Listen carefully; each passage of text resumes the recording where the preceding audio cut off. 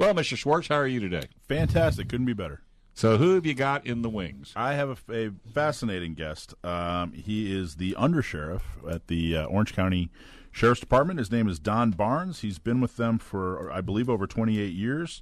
Again, current undersheriff and candidate for sheriff in the 2018 race in June. I met him recently at Artemis, which is a firearms training facility up in Orange County. Don, are you there?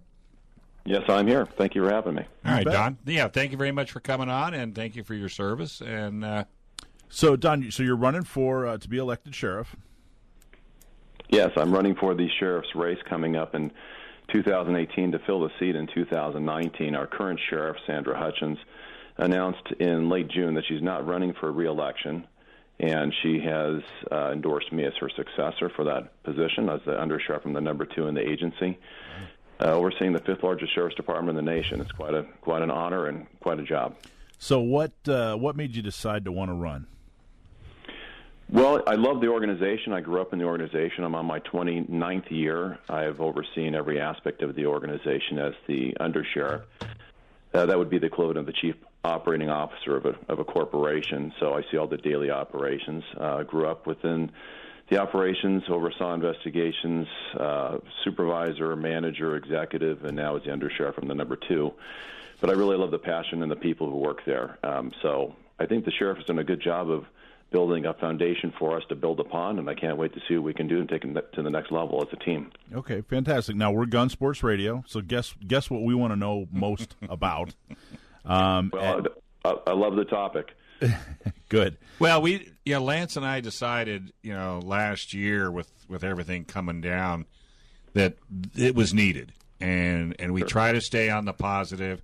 We try to find folks like yourself when we give you free airtime to voice, your opinion. So hopefully that'll make a decision when people go to the polling booth. So we want you to know we don't let just anybody on this show. I mean, they really have to go through pretty rigorous, kind of a background check before it even happens, and that's Mr. Schwartz's job.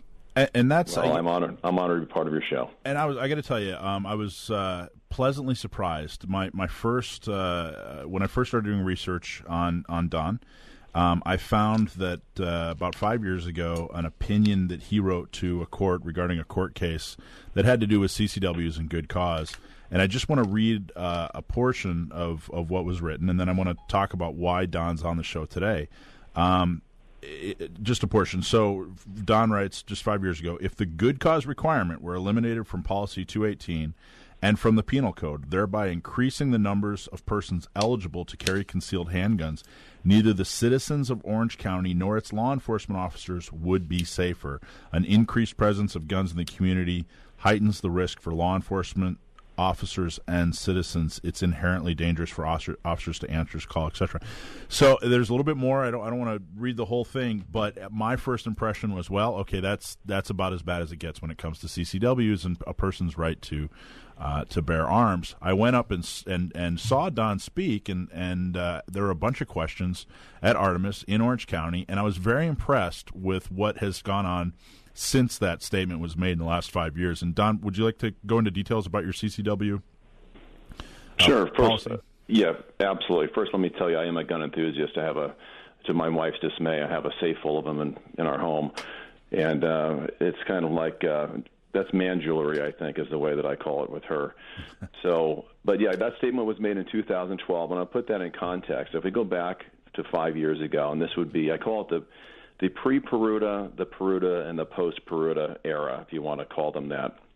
And that was when Orange County was being sued. It was the McKay case that was similar. It was Orange County's Peruta case, right, so to speak. And that was a statement they had. But there was a lot of fear and apprehension all the way up and down the state, and quite honestly throughout portions of the state that fear and apprehension still remains.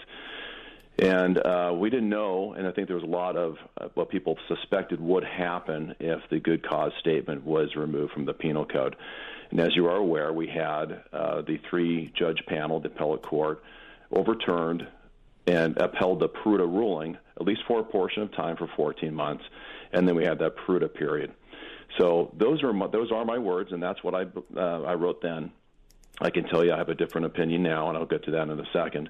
But we learned a lot through the Peruta ruling. If you look in Orange County, for example, we had, prior to the Peruta ruling, 950, on average, 950 CCWs that we had issued from the Sheriff's Department. And the PDs don't issue. It's the Sheriff's Department's discretion in Orange County. So back just to interrupt, so about 5 years ago when you wrote this, there were about 950 or so CCWs issued.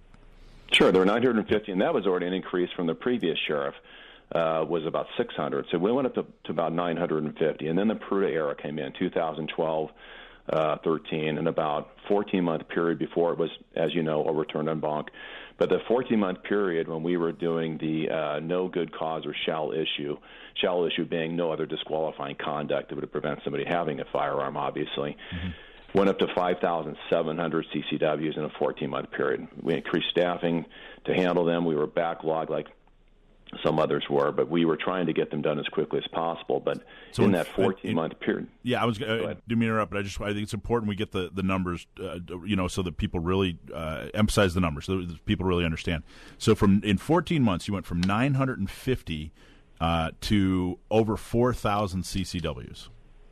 Well, we went up to an average of 5,700 and 14 months later. That's awesome. That was the number when the Peruta decision was overturned back to good cause. At that date, we are at 5,700. And then the sheriff and I spoke, and I was the assistant sheriff overseeing the division, or the command that had that division oversaw CCWs during that time. And it was eye-opening, and we learned a lot through the Peruta period, and some of the things that people thought would manifest didn't. We learned that there were a lot of good, responsible gun owners in Orange County, and quite honestly, we changed our opinion. And to my belief, I think we may be the only county in the state that has changed to a differing opinion and have now taken a new stance, new practices and policies regarding our issuance of CCWs, while still complying with the law, which is the important part. The penal code requirement still has a good cause requirement, but we would go through those three periods, the pre-Peruta 950 CCWs to the Peruta 14 months to 5,700. And when I saw you at the Artemis Defense Institute a week ago last Thursday, we were at 11,602 CCWs. Wow. So just to make clear some things, so when we got to the end of the Peruta ruling, it was overturned en banc.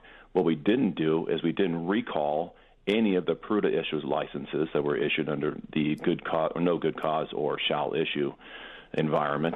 Didn't recall any of them. They were validly issued during those 2-year periods. But people are making the assertion based on that 5-year-old document that that's who I will be, and I can tell you that can be further from the truth. Well, I think it's important. I got to tell you, it's important for people to.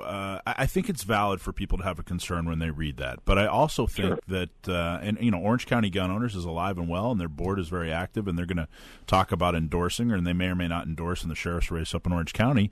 But I think it's important that if we do find somebody like yourself, Don, who had an opinion and then changed it based on facts, that we, that there is some kind of path forward. I think it's important to take that into consideration. Yeah, it's been my opinion, not just on gun rights, but just on just about every point of view you can have out there. When somebody changes their point of view based on seeing facts and empirical evidence, and then they change their point of view, that is usually the best proponent of that point of view you can get at that point, because they've lived on both sides of it. And so I think it's great.